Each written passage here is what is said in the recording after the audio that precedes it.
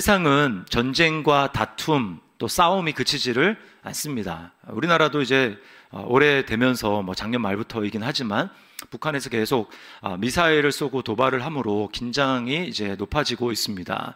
이러다가 전쟁이 나는 것은 아닌가라는 생각이 듭니다. 우리나라에도 이제 미국 식민권을 가진 사람들이 많이 살고 있는데, 우리나라에 만약에 전쟁이 난다 그러면 전쟁 나는 소식, 우리가 재난이 난다 그러면 문자 오지 않습니까? 그것처럼 제일 먼저 문자를 받는 사람은 미국 사람들이라고 합니다. 그래서 그 사람들을 이제 어떻게 대피시킬 건가라고 하는 훈련을 하는데, 최근에 이제 긴장이 고조됨으로 말미암아 제가 이제 들은 이야기인데요.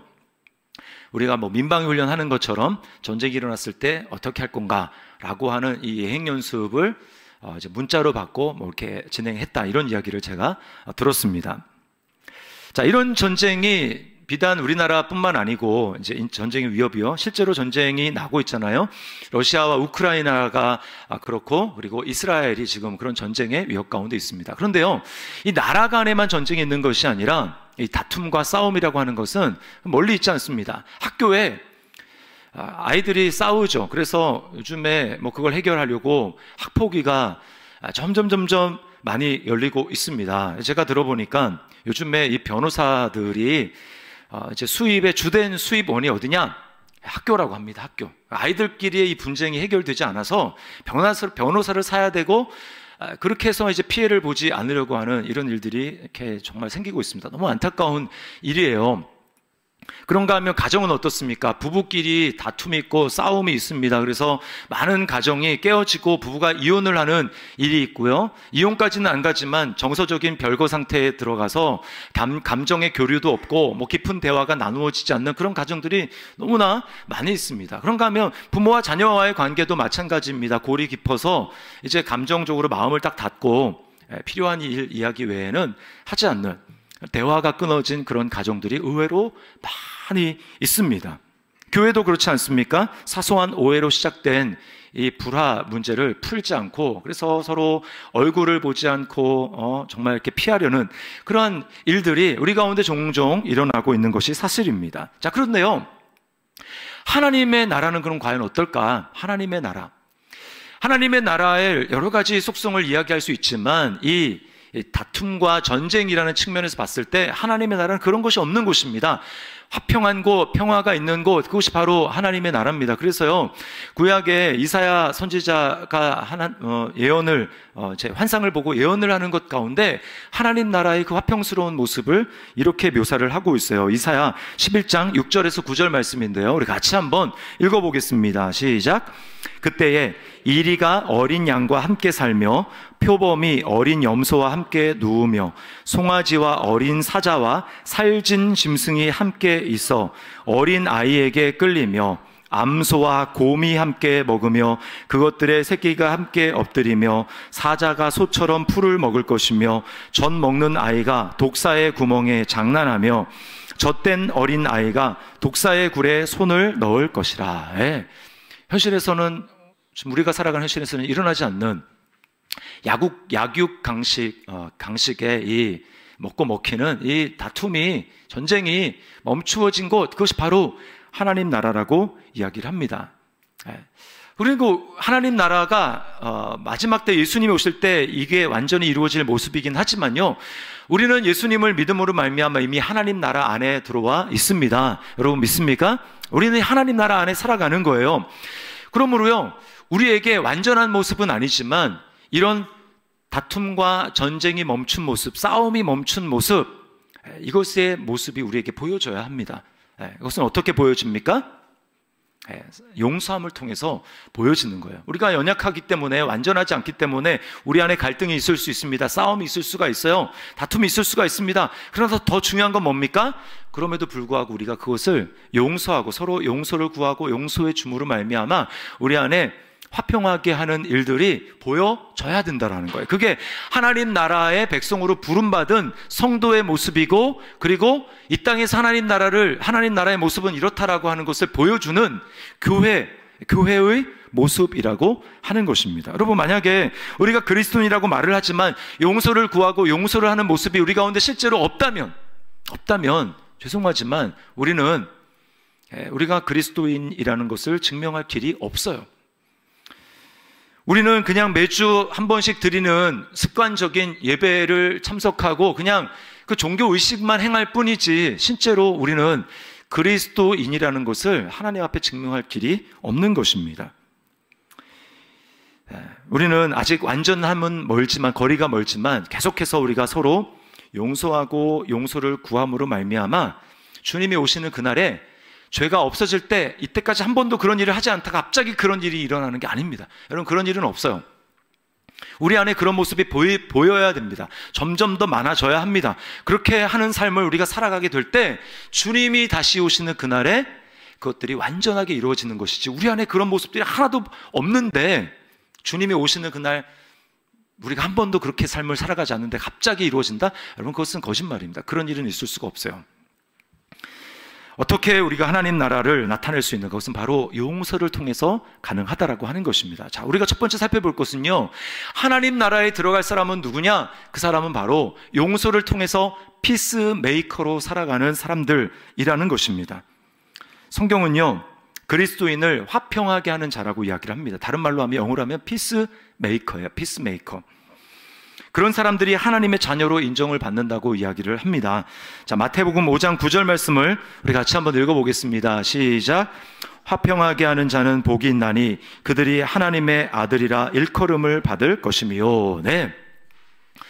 그냥 내가 예수 믿었다고 하나님의 아들로 인정만 받는 게 아닙니다. 예수님을 믿었다면, 정말 예수님이 내 안에 살아계신다면 그 모습이 어떻게 보여진다고요? 화평하게 하는 모습으로 살아가게 될 때 하나님이, 아, 그래, 너 내 아들 맞구나, 너 내 딸 맞구나, 주님이 인정하신다라고 하는 것입니다. 자신에게 피 입힌 사람이 너무 괘씸해서 용서하지 못하겠다고요? 성경은 뭐라고 얘기하고 있습니까? 마태복음 18장 35절에서 주님이 이렇게 말씀합니다. 우리 같이 한번 읽습니다. 너희가 각각 마음으로부터 형제를 용서하지 아니하면 나의 하늘 아버지께서도 너희에게 이와 같이 하시리라. 용서하지 않으면 나도 용서하지 않는다. 주님이 분명히 이렇게 말씀합니다. 히브리서 12장 14절도 같이 읽습니다. 모든 사람과 더불어 화평함과 거룩함을 따르라. 이것이 없이는 아무도 주를 보지 못하리라. 예수님을 보지 못한다고 하는데, 아, 나는 교회 다니니까 나는 구원 받았어, 나는 천국 들어갈 수 있어. 예수님을 보지 못하는데 어떻게 우리가 마지막 날 주님을 볼 수 있겠습니까? 천국에 들어갈 수 있습니까? 그런 일은 불가능하다는 거. 어떤 사람이요? 모든 사람과 더불어 화평함을 추구하지 않을 때, 관계에 화목함과 화평함이 없을 때 그런 사람은 마지막 날 주님을 보지 못한다라는 것입니다. 아무리 내가 나 구원의 확신이 있습니다, 나는 교회에 빠지지 않고 나갔습니다, 그것과 상관이 없어요. 실제로 내 안에 예수님이 살아계시다는 걸 알고 용서를 실천하는 사람, 화평함을 이루는 사람이 마지막 날 주님을 볼 수 있다고 말씀하고 있습니다. 여러분, 그래서요, 예수님을 믿는다라는 것과 형제를 사랑한다라는 것, 형제를 사랑한다라는 것은 용서를 실천하는 것입니다. 이것은요, 따로 떨어진 게 아니에요. 여러분, 예수님을 사랑하십니까? 그렇다면 형제를 사랑해야 합니다. 형제 사랑하는 것을 무엇으로 얘기합니까? 그것은 감정이 아니라 실제로 내가 피해를 당하고 억울함을 당하는데 그 사람을 용서하는 거예요. 그것을 통해서 내 사랑이 거짓이 아니라는 것을 증명하는 것입니다. 그래서요, 요한일서의 말씀에 보면, 요한복음과 요한일서는 같이 읽어야 됩니다. 요한복음에 보면 영접하는 자, 곧 그 이름을 믿는 자들에게는 하나님의 자녀가 되는 권세를 주셨다라고 말씀을 합니다. 아, 나 예수님 영접했습니다, 이렇게 여러분 얘기할지 몰라요. 그러나 그 예수님을 영접하는 삶에 대해서 요한일서에서는 뭐라고 얘기합니까? 우리가 형제를 사랑함으로 말미암아 사망에서 생명으로 옮겨진 줄 아나니라고 이야기를 합니다. 예수님 믿었으면 사망에서 생명으로 옮겨진 것 아닙니까? 라고 말하죠. 근데 만약에 그 말이 정말 사실이라면, 내가 정말 예수님을 그렇게 영접을 했다면 그 사람은 동일하게 형제를 사랑하고 나에게 피해를 준 사람을 용서하고 용납함으로 말미암아 내가 하나님 나라에 들어간 사람임을 증명해야 된다라는 거예요. 만약에 그렇지 못한다, 나는 도저히 용서 못합니다 라고 말을 한다면 그 사람은요, 요한일서에서 뭐라고 얘기하냐면 아직 어둠 가운데 있는 사람이라고 이야기를 해요. 여러분, 하나님은 빛이신데 어둠 가운데 있는 사람이 어떻게 하나님을 만날 수 있겠습니까? 이건 말이 안 되는 거예요. 하나님은 빛이신데 어두움이 조금도 없으신데 내가 형제를 용서하지 못하고 나에게 어려운 일을 끼친 그 사람을 마음속에 원한과 분노를 가지고 용서하지 못하는데 어떻게 어둠 가운데 있는 그 사람이 하나님을 안다고 얘기할 수 있겠으며 하나님과 함께 사귄다고 얘기할 수 있겠으며 그 사람이 마지막 나는 천국에 들어갑니다 라고 어떻게 얘기할 수 있느냐는 말이에요. 말이 안 된다는 것입니다. 여러분, 우리는요, 내가 피해를 당하고 억울한 일을 당하면 용서하라고 하면 참 많은 사람들이 이게 쉽지 않은 일이죠. 감정에 매여가지고 참 힘들어합니다. 그러면서 내가 그 사람을 용서하면 그 사람이 못 뉘우치고 계속 그 일을 하게 되는 것 아닙니까? 내가 그 사람을 용서하면 그 사람에게 이루어져야 될 정의가 내가 용서함으로 말미암아 그 사람에게 이루어져야 될 정의가 이루어지지 못하는 것 아닙니까? 라고 생각을 하는데, 여러분, 정의의 문제는 하나님께 맡겨야 됩니다. 하나님이 원수 갚는 것, 정의를 실천하는 것은 내가 할 테니까 너는 용서를 하라라고 우리에게 말씀하셨어요. 우리에게 정의를 실현하라고 말씀하신 적이 없습니다. 용서하라는 거예요. 자, 우리가 분명히 기억해야 될 것은 용서하지 않을 때 내가 죽어간다라는 사실입니다. 이 죽어간다라고 하는 것에는요, 총체적인 의미가 다 들어가 있어요. 먼저 내 신체가 죽어가는 거예요. 여러분, 누군가 나에게 피해를 끼쳐서 내가 상처를 받는다라고 하는 건요, 일단 내 안에 독이 들어왔다는 겁니다. 독이. 근데요, 내가 독이 들어왔으면 제일 먼저 해야 될 일은 뭐예요? 해독을 해야 되는 거죠. 해독을. 여러분이 만약에 독사에 물렸다고 한번 보십시오. 생각을 해보십시오. 독사에 딱 물렸어요. 맹독을 가진 독사입니다. 여러분이 제일 먼저 해야 될 일은 뭘까요? 독을 뽑는 거예요. 그런데 만약에 내가 독에 딱 물렸는데 나를 문 이 독사가 너무 괘씸해가지고 내가 너를 잡기까지 내가 아무것도 안 한다면서 만약에 그 독사를 잡으려고 쫓아다니다가 독이 퍼져서 죽습니다, 여러분. 우리가 그런 부분에 대해서는 너무나 명확한데 실제로 내게 억울한 일을 당하고 내가 억울한 일을 당하고 피해를 당한 내 안에 독이 딱 심어졌을 때 실제로 우리가 그렇게 생각을 못할 경우가 참 많다는 거예요. 그래서 저 사람이 나에게 이런 일을 했지라고 하면서 원한을 품고 분노를 품고 용서하지 못하면 결국 내 안에 독을 품고 있어서 나를 죽이는 겁니다. 계속해서 내 안에 이 원한의 감정이 끊이질 않아요. 분노의 감정이 사라지지 않습니다. 계속 그것을 가지고 있으니까 내 안에 스트레스가 있죠? 그러면 스트레스를 받은 사람이 정상적으로 건강하게 살아갈 수가 없습니다. 그래서 여러분, 용서하지 못하면요, 그 사람은 아무리 운동을 많이 하고 해도 건강하지 못합니다. 그걸 아셔야 돼요. 여러분의 마음 가운데 원한과 쓴뿌리가 있습니까? 용서하지 못하고 있습니까? 여러분, 건강한 삶을 살아가기는 글른 것입니다. 또 하나는요, 용서하지 못하는 것은 그 사람의 환영을 내가 품고 있는 거예요.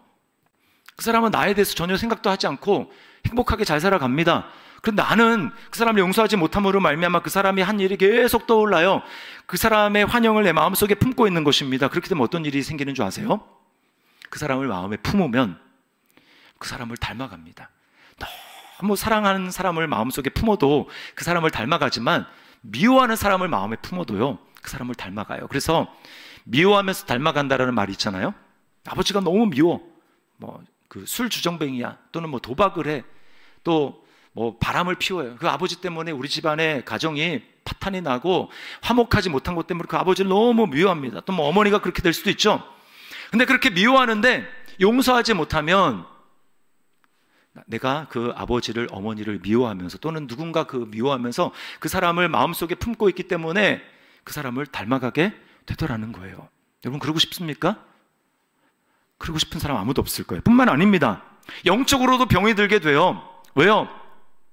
하나님이 임재하시는 곳에는 거룩한 곳, 그리고 기쁨이 있는 곳, 사랑이 있는 곳, 화평한 곳에 그곳이 하나님 나라이기 때문에 하나님이 임합니다. 그런데요, 그렇지 않고 옛날에 복음성가 어린이 그 복음성가 할 때 이제 아름다운 마음들이라는 그 찬양이 있어요. 주일학교 나오신 분들 아실 거예요. 거기 보면 미움, 다툼, 시기, 질투 버리고 우리 서로 사랑해라고 하거든요. 미움, 다툼, 시기, 질투. 여기 있는 곳에는요, 하나님이 안 계시고 거기는 마귀가, 귀신들이 모이는 거예요. 그걸 좋아하기 때문에. 그래서 우리가 용서하지 못하고 마음속에 원한과 분노의 감정을 계속해서 품고 있을 때 우리는 입으로 하는 기도와 실제 삶이 전혀 따로 논다는 것을 기억해야 됩니다. 우리는 다 뭘 구합니까? 하나님의 사랑을 내가 경험하게 해주세요. 하나님의 은혜를 내가 충만하게 누리기 원합니다 라고 하나님 앞에 입으로 기도는 하면서 실제로 용서하지 못하기 때문에 어떤 일이 있습니까? 실제로는 하나님의 은혜와 정반대의 삶을 살아가고 있는 거예요. 얼마나 안타까운 일입니까? 자, 그러면 내 안에 이 독을 품지 않고 이 독을 잘 해결하려면, 이 용서를 함으로 독을 해결하려면 우리가 어떻게 해야 될까요? 머릿속은 다 알죠. 용서해야 되겠다는 건 다 압니다. 그러나 실제로 잘 안 되죠. 뭐 어떻게 하면 실제로 용서하면서 이 땅에서 하나님 나라를 누리면서 살아갈 수 있을까요? 자, 먼저 첫 번째는 나를 변화시키려는 하나님의 손길을 보아야 한다라는 것입니다. 자, 요셉은요, 하나님의 손길을 봤어요. 하나님의 섭리의 손길을 봤습니다. 자기를 애굽의 노예로 팔아버린 그 형들에 대해서 요셉은 이렇게 말을 합니다. 45장 5절 말씀 우리 다시 한번 읽어봅니다. 시작. 당신들이 나를 이곳에 팔았다고 해서 근심하지 마소서, 한탄하지 마소서. 하나님이 생명을 구원하시려고 나를 당신들보다 먼저 보내셨나이다. 8절도 읽습니다. 그런즉 나를 이리로 보낸 이는 당신들이 아니요 하나님이시라. 하나님이 나를 바로에게 아버지로 삼으시고 온 집의 주로 삼으시며 애굽 온 땅의 통치자로 삼으셨나이다. 아멘. 오늘 장면은요, 요셉이 드디어 형들과 이제 두 번째 만나는데 이제까지는 자신의 정체를 드러내지 않았습니다. 그냥 자신은 원래 애굽 사람이었고 애굽의 총리라는 곳으로 형들을 만났어요. 형들은 요셉인지 모릅니다. 그런데 오늘 비로소 요셉이 자신을 형들이 판 동생인 요셉이라고 자신의 정체를 드러내는 장면이에요. 여러분, 우리가 사람을 용서하지 못하는 것은 자꾸 그 사람, 그리고 그 일, 그 인간, 그 사건, 그 일, 그것을 자꾸 생각하고 거기에 매여있기 때문에 용서를 하지 못합니다. 하나님이 손길을 봐야 되는데 하나님의 손길을 바라보지 못하고 자꾸 그 인간 생각이 나고 자꾸 그 사건, 그 일에 매이게 될 때 우리가 절대로 용서를 할 수 없는 거예요. 자, 여러분, 요셉에게도 사실은 형들이 잘못한 일, 그리고 형들이 너무 미운 것이 있었습니다. 형들이 요셉을 돈 받고 인신매매 팔아 넘기지 않습니까? 종으로 팔아요. 노예로 팝니다. 애굽으로 가는 그 상인들에게 은 20을 받고 형들이 요셉을 팔거든요. 근데 왜 그렇게 했냐면 요셉이 너무 미우니까. 요셉만 아버지의 사랑을 독차지하고, 왜냐하면 요셉의 어머니를 아버지가 사랑했거든요. 다른 형제들은 아버지는 똑같은데 어머니가 다 달라. 그러니까 야곱이 그 다른 형제들은 덜 사랑하는 거예요. 그러니까 요셉만 사랑하고 하다 보니까 형제들이 요셉을 너무 미워한 것입니다. 그리고 요셉이 엄청 그걸 가지고 또 뻐기고 다녔어요. 그래서 형제들이 너무 싫어했고 결국은 기회를 봐서 요셉을 팔아버린 겁니다. 팔려갈 때 요셉이 막 눈물을 흘리면서 형제들한테 너 손이 발이 되도록 막 빌었어요. 빌었어요. 자기를 제발 살려달라고 눈물을 흘리면서 구했습니다. 그때가 나이가 몇 살이었냐? 17살이었어요, 여러분. 우리라고 하면 고등학생입니다, 고등학생. 얼마나 무서웠겠습니까? 그럼에도 불구하고 형들은 냉정하게 요셉을 팔아버렸습니다. 그리고 애굽에 갔죠. 거기서 노예로 팔려가지고 노예 생활을 거기서 하게 됩니다. 열심히 살았지만 또 억울한 누명, 강간미수라는 억울한 누명을 쓰고 감옥에 들어가지 않습니까? 그게 요셉이 그렇게 해서 애굽에서 13년을 살았어요. 물론 나중에 애굽의 총리가 됩니다. 부와 권력을 잡아요. 가정을 이루어요. 그럼에도 불구하고요, 그건 그거고 형제들에 대한 미움과 원망은 마음속에 있는 거예요. 여러분, 17살부터 30살까지 13년, 인생에서 어떻게 보면 가장 황금기 아닙니까? 그 잃어버린 세월을 누가 책임지며 갚을 수 있단 말입니까? 그러니까 형들이 자기에게 한 일을 생각하면 막 도저히 용서할 수 없는 거예요. 막 살이 떨리고 심장이 떨리고 그런 생각이 드는 겁니다. 그런데 요셉은 그 형들 그리고 그 사건 그것에만 매여 있지 않고 하나님의 섭리의 손길을 보기 시작했는데, 그게 뭐냐면 자기가 애굽의 그 파라오, 그 바로의 꿈을 해석하는 과정을 통해서 하나님의 섭리를 깨닫게 됐어요. 풍년이 7년 있은 다음에 그 다음에 흉년이 7년 임하게 되는데, 그 흉년이 엄청나게 심한 흉년이어서 앞에 있었던 풍년을 완전히 다 지워버리고, 그럼에도 사람들을 기근에 허덕이게 만들 수 있는 엄청난 흉년이 온다라는 겁니다. 그리고 그것을 대처하지 않으면 사람들이 다 굶어 죽는다는 거예요. 그리고 요셉은 그래서 하나님의 그 섭리를 알게 된 것이죠. 하나님이 그래서 나를 이곳에 보내신 거구나, 나를 총리로 삼으셔서 어떻게 이 흉년을 극복해야 될지, 이 흉년을 극복하는 게 그냥 사람들에게 선심을 쓰는 것이 아니라 핵심은 뭐였습니까? 하나님의 언약의 말씀을 이루게 하기 위함이었어요.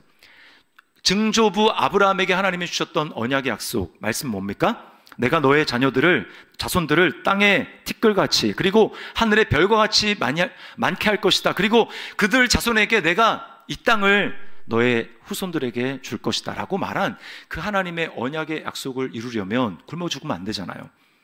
그래서 하나님이 자신을 이곳에 보냈다라고 하는 하나님의 섭리를 깨닫게 되었습니다. 그렇게 깨닫게 되자 비로소 이해하게 되고 알게 된 거예요.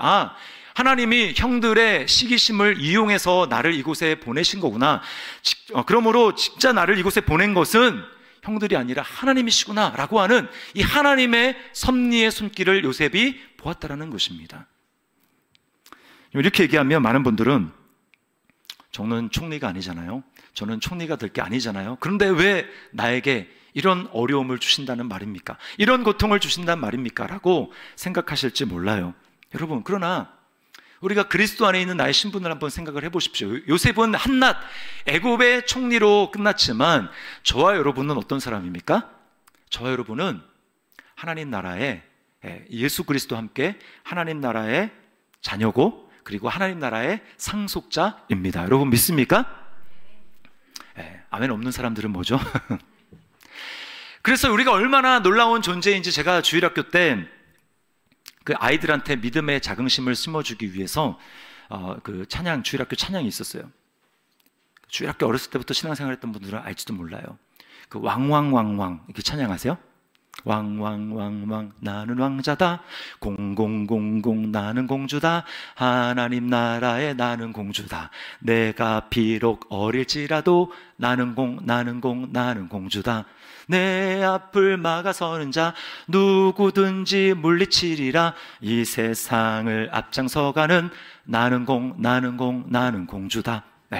주일학교의 교육이 이렇게 무섭습니다. 제가 수십 년 지났는데도 뭐 이거 제가 막 집에서 안 잊어버리려고 막 찬양 노력하고 그런 거 아니에요. 그런데도 나옵니다. 여러분, 우리가 하나님 나라에 그렇게 놀라운 신분을 가진 사람들이라는 거예요. 여러분, 애굽의 총리가 되기 위해서 하나님이 그를 그렇게 다루시고 그를 변화시키기 위해서 그런 일들이 필요했다면, 고난이 필요했다면, 하나님 나라의 왕자, 하나님 나라의 공주가 되어서 예수 그리스도의 영광스러운 신부가 되어서 마지막 날 주님이 오셨을 때에 그리스도와 함께 왕노릇하리로다, 이 세상을 다스리는 그 다스리는 대열에 들어가기 위해서 여러분, 하나님이 저와 여러분을 어떻게 연단해야 되겠습니까? 어떻게 우리를 빚어 가셔야 되겠습니까? 우리를 향한 하나님의 계획은요, 하나님의 모델은 예수님이에요. 예수님을 딱 앞에 놓고 우리를 예수님처럼 예수님 닮지 않은 모습들을 깎아내고 조각하시면서 우리를 예수님 닮게 하시는 겁니다. 그 과정이 고통스러워요. 그래서 이해하지 못하는 일이 일어나는 겁니다. 그 하나님의 손을 볼 수 있어야 하는 거예요. 로마서 8장 29절 말씀 우리 세 번역을 한번 읽어보겠습니다. 시작. 하나님께서는 미리 아신 사람들을 택하셔서 자기 아들의 형상과 같은 모습이 되도록 미리 정하셨으니 이것은 그 아들이 많은 형제 가운데서 맏아들이 되게 하시려는 것입니다. 네, 예수님을 닮도록 하기 위해서 하나님이 저와 여러분을 미리 아시고 택하셨다라고 하는 것입니다. 그리고 이제 관계를 통해서 여러분, 우리가 변화되는 것은요, 관계 외에는 없어요. 가장 많이 변화되는 것은 정말 힘든 사람, 그 사람이 내게 딱 붙여져 가지고, 그래서 나 잘난 줄 알았던 그게 힘들고 그 과정을 통해 가지고 예수님을 닮아가는 것입니다. 제가요, 결혼하기 전에 결혼을 31살에 했거든요. 그러니까 제가 한 30년 정도 살면서 가장 힘든 때가 언제였느냐, 제가 교육 전도사로 사역할 때였습니다. 그때 그 교회에 교육자가 저 포함해서 이제 한 담임 목사님까지 한 5명, 5분 있었는데 그 중에 선배 교육자 한 분과 관계가 좋지 못했어요. 그 선배 교육자는 사사건건 제가 잘못한 것을 지적하면서 그리고 제 마음을 후벼 파는, 감정을 후벼 파는 그런 말들만 골라서 했습니다. 관계가 좋지 않았어요. 그래서 나중에는 교회 안에 사역 때문에 어쩔 수 없어서 말을 해야 될 경우만 말을 하고 그 다음에 말을 하지 않고 지냈습니다. 제가 이제 너무 힘들잖아요. 그냥 성도라면 그냥 교회 안 가면 되잖아요. 교회 옮기면 되잖아요. 그런데 사역을 하고 있으니까 그럴 수가 없잖아요. 교회 가기가 너무 싫은 거예요. 교회 가는 날이 다가오면 막 가슴이 두근두근 뛰는 거예요. 가기 싫다. 그걸 막 마주할 생각을 하니까 너무 싫고 너무 괴로운 거예요. 근데 안 갈 수는 없잖아요. 교회 가는 길이 너무 막 싫습니다. 걸음 한 걸음 한 걸음이 막 천근 만근이에요. 걸음 걸어가는 게. 그러다가요, 정말 감사하게 제가 사역지로 옮기게 됐습니다. 더 이상 이제 볼 일이 없게 되었어요. 너무 기뻤습니다. 그런데요, 하나님은 저의 잘못된 모습들을 다시 직면하게 하는 데는 그렇게 오랜 시간이 걸리지 않았습니다. 자, 결혼하면서 저의 문제를 다시 직면하게 됐어요. 그리고 제가 결혼했는데 아내가 저의 잘못을 지적하는 거예요.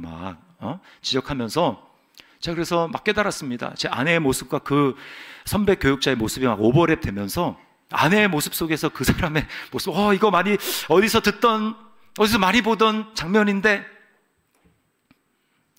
그래서 아내가 저 때문에 굉장히 많은 고통을 당했어요.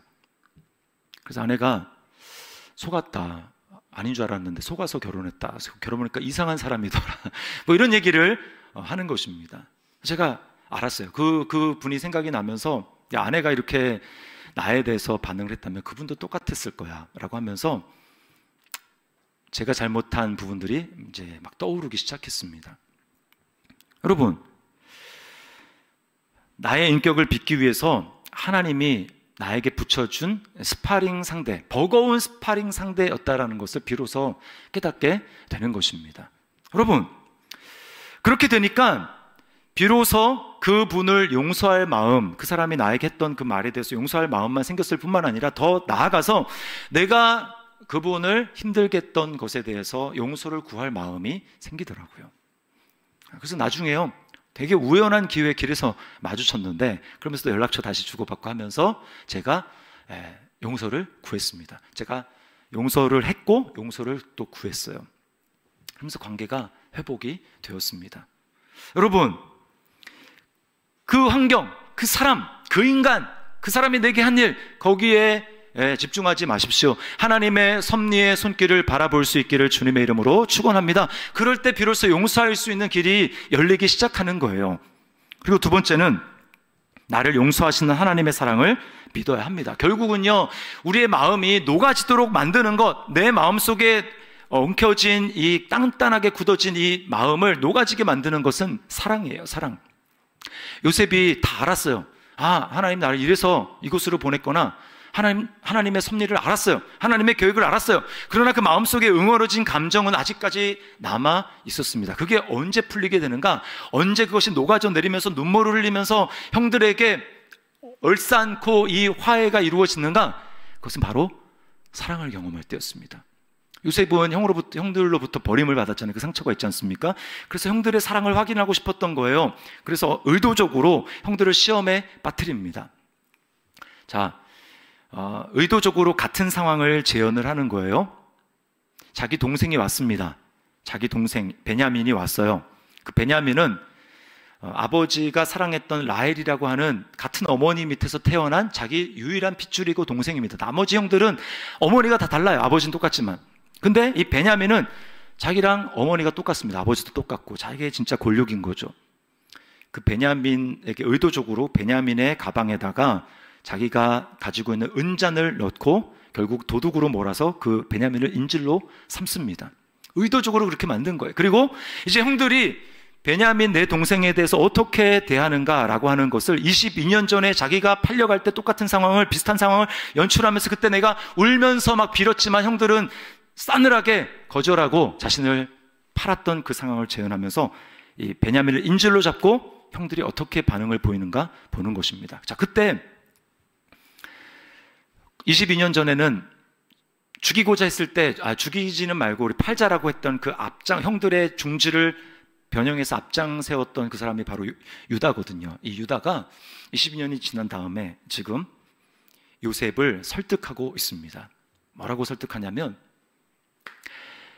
우리 집의 아버지와 이 아이의 생명은 연결되어 있습니다. 아버지는 이 아이 없으면 살아갈 수 없습니다. 그래서 만약에 당신이 이 아이를 종으로 삼는다면, 이 아이 없이 우리가 집으로 양식만 가지고 돌아가게 된다면 아버지는 슬퍼하면서 죽어갈 것입니다. 그리고 제가 아버지가 절대 안 보내겠다고 하는 이 아이를, 동생을 데리고 올 때 제가 아버지에게 맹세한 게 있습니다. 만약에 이 아이를 내가 다시 돌아가지 못한다면, 데리고 돌아가지 않는다면 제가 아버지께 하나님 앞에서 영영한 벌을 받고 죄짐을 짓고 벌을 받겠습니다. 제가 아버지에게 맹세하고 간신히 데려왔는데, 그러므로 이 아이를 데려가지 못하면 아버지가 죽습니다. 이 아이의 문제뿐만이 아닙니다. 라고 이야기를 하면서 본심을 이렇게 이야기를 합니다. 이어지는 말씀, 33절 말씀 우리 함께 읽어보도록 하겠습니다. 같이 시작. 이제 주의 종으로 그 아이를 대신하여 머물러 있어 내 주의 종이 되게 하시고 그 아이는 그의 형제들과 함께 올려 보내소서. 아멘.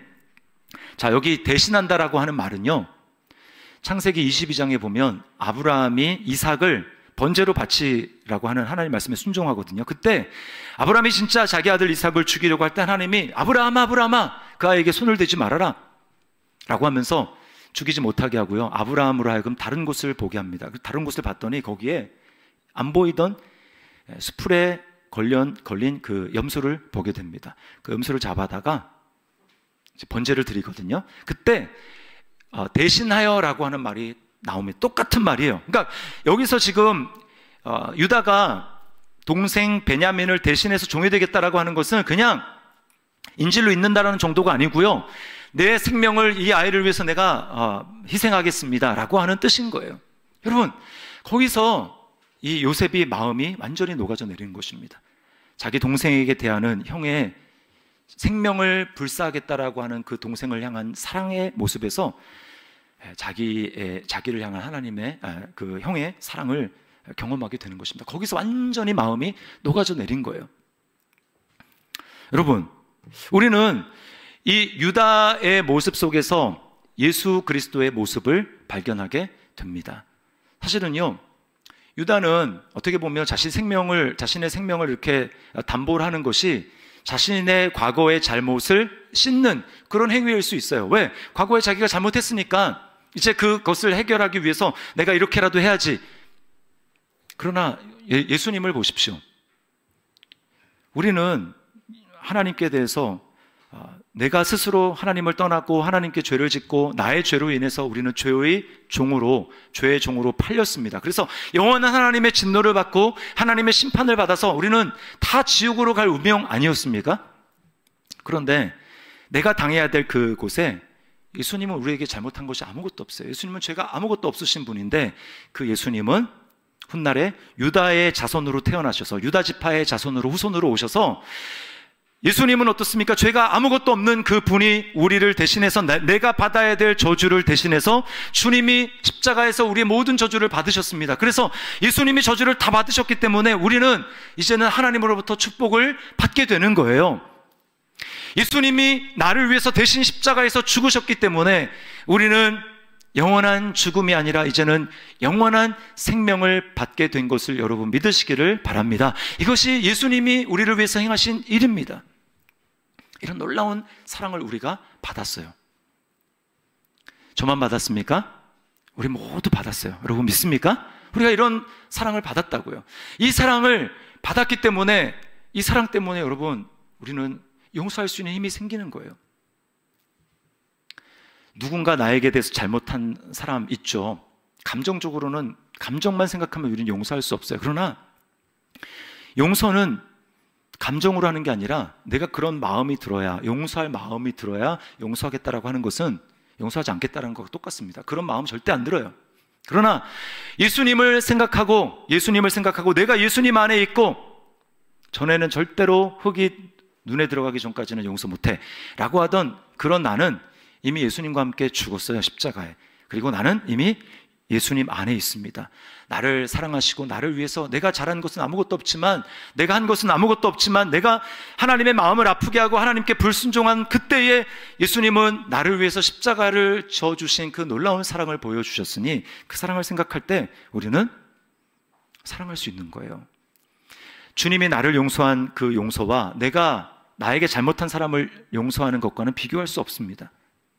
그 사람이 내게 한 것은 정말 사소한 것일지도 몰라요. 그리고 여러분이 봤을 때 어떻게 그게 사소합니까? 엄청 큰 일이에요 라고 아무리 큰 일을 할지라도 그것이 죽고 살 문제입니까? 아니죠.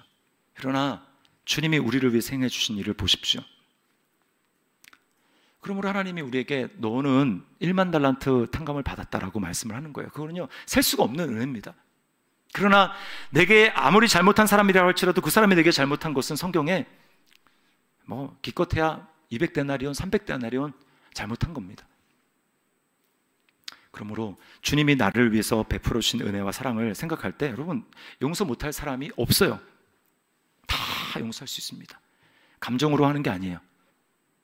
내 안에 계시는 예수 그리스도를 향한 그 믿음을 가지고 하는 것입니다. 믿음을 가지고 내가 결단하고 내가 용서하겠습니다 라고 하나님 앞에 선포하고 그렇게 실제로 용서할 때, 하나님 앞에서 기도하면서 용서할 때요, 내 안에 놀라운 하나님의 사랑이 흘러나오는 거예요. 감정이 생기면 용서하는 게 아닙니다. 그 사람은 하나님의 은혜를 경험하지 못해요. 왜? 믿음으로 반응하지 않는 것이니까. 감정으로 하는 것은 믿음이 아닙니다. 그러나 내 안에 그런 감정이 없다 할지라도 내가 예수님의 사랑을 받은 것이 확실하고 내 안에 예수님이 살아계시는 것이 확실하기 때문에 주님, 내가 주님의 사랑을 받은 자입니다. 그 사랑을 믿음으로 감정이 따라주지 않아도 결단하고 의지적으로 선포하고 그 사람을 용서할 때, 그때 하나님의 나라가 내 안에 임하는 거예요. 내 안에 하나님이 주시는 놀라운 기쁨, 이제껏 경험하지 못했던 놀라운 기쁨, 감사, 찬양, 담대함, 이것을 누리게 되는 것입니다. 여러분, 좋지도 않은 거 계속 우리 마음속에 가지고 있어야 되겠습니까? 독을 마음속에 가지고 있어요. 그래봐야 나만 손해인 거예요. 신체적으로, 정서적으로, 영적으로 손해입니다. 하나님부터 점점 멀어지고 하나님의 은혜를 경험할 수 없어요. 우리 어떻게 해야 되겠습니까?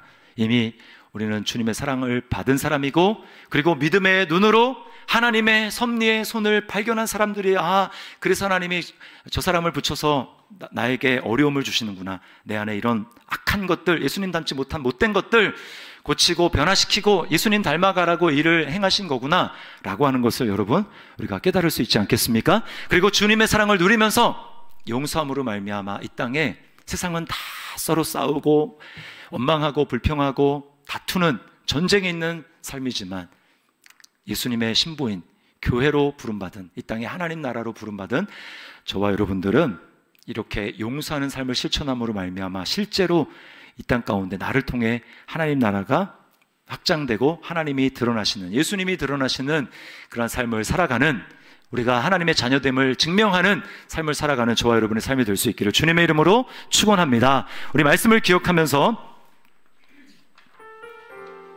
우리 아바 아버지라고 하는 찬양이 있습니다. 나를 안으시고 바라보시는 아바 아버지. 우리 하나님께 안길 수 없는 사람이었는데, 원수된 관계였는데 예수 그리스도로 말미암아 하나님께 안길 수 있었습니다. 주님이 내 마음을 고치십니다. 주는 내 마음을 고치시고 볼 수 없는 상처 만지시네. 이 시간 이 일이 내 안에 일어나는 일입니다. 주님, 그러므로 내가 믿음으로 용서하겠습니다. 이렇게 우리 결단하며 나아갔으면 좋겠습니다.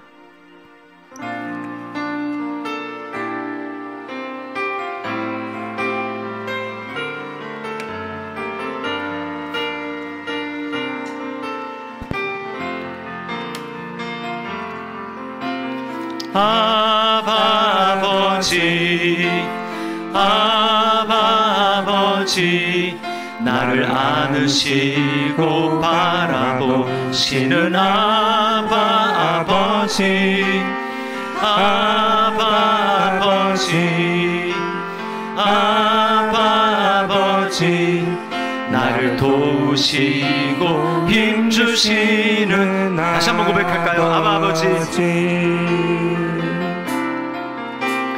아바 아버지, 아바 아버지, 나를 안으시고 바라보시는 아바 아버지, 아바 아버지, 아바 아버지, 나를 도우시고 힘주시는 아버지. 주는 내 마음을 고치십니다.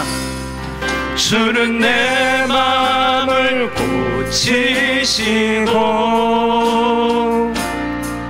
볼 수 없는 상처 만지시네. 나를 아시고 나를 이해하시네. 내 영혼 새롭게 세우시네.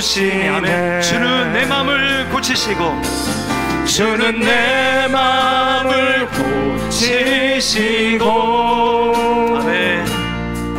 볼 수 없는 상처 만지시네. 다시 한번 주는 내 마음을 고치시고 주는 내 마음을 고치시고 볼 수 없는 상처, 볼 수 없는 상처 만지시네. 나를 아시고 나를 이해하시네.